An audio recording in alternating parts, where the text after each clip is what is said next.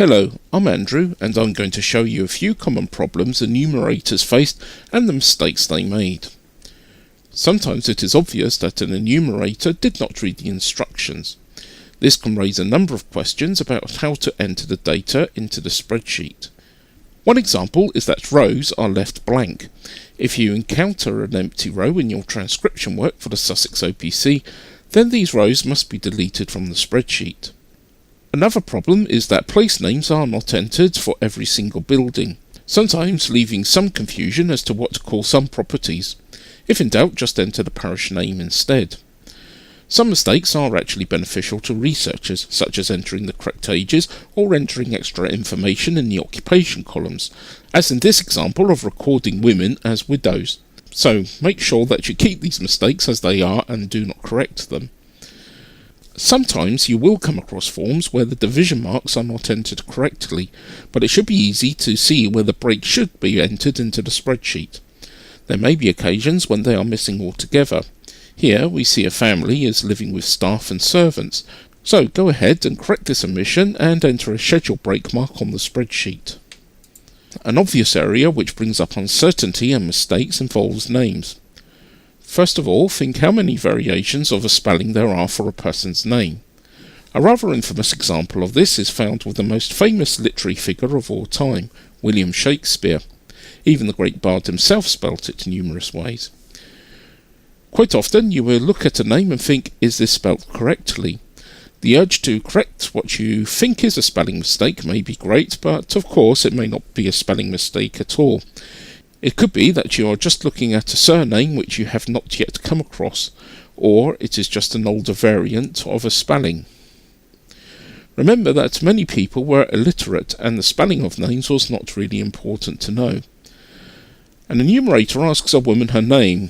Isabel, she replies. Is that spelt with an A or an O? The enumerator asks. How should I know? I can't read or write, comes the reply. So the enumerator just writes it down the way he heard it. And as you can see, the spelling of Harriet gives us even more variations to play with. This brings us on to the issue of dialects and accents. If an illiterate person had a strong accent which the enumerator struggled to understand, then obviously he is going to struggle with entering the name. It is not unusual to find names spelt phonetically, but yet again we can have a dilemma. Are they really phonetically spelt or just a strange name? Take this for example, Emma. Is it the correct name Emma or a phonetically spelt name for Emma, where the name sounded like it ended in ER?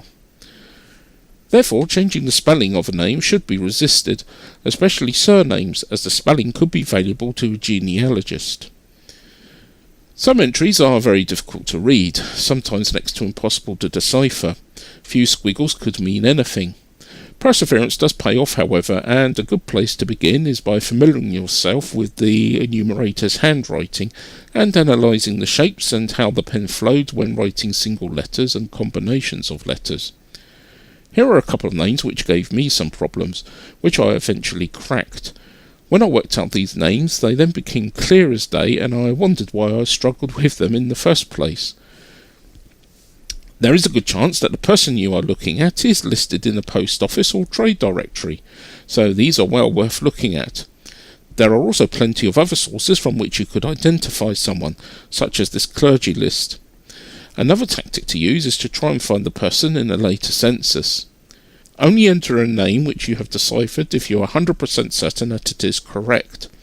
Otherwise, just enter the letters you have identified and use question marks to indicate the letters which you cannot make out. The documents you are looking at have gone through a number of checks and audits. As a result, the forms have numerous tally and check marks on them. Unfortunately, some of these have obscured the enumerator's handwriting. Then there are a few examples where pages have just been damaged.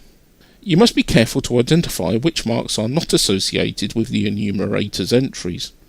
You can be easily mistaken in thinking that a fine paler line is nothing to do with the text, but quite often the fine line turns out to be the crossbar of a letter. Similarly, there can be confusion over random spots being confused with letter dots. Finally, you can also be fooled with the black and white scans by marks showing through from the page behind, which you can then confuse with the text.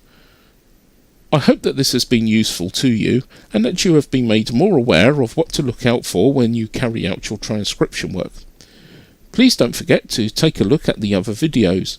Links should be on the screen and the video description. Thank you for watching.